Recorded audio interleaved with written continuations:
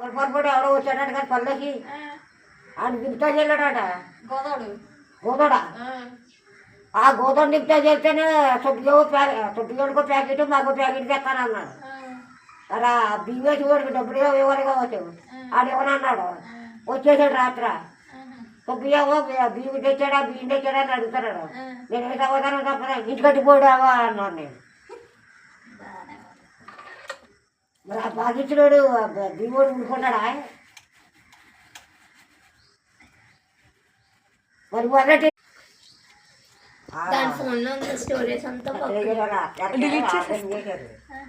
హైదరాబాద్లో ఉంటారు మొన్న పొద్దున్న చెడుగా ఉంది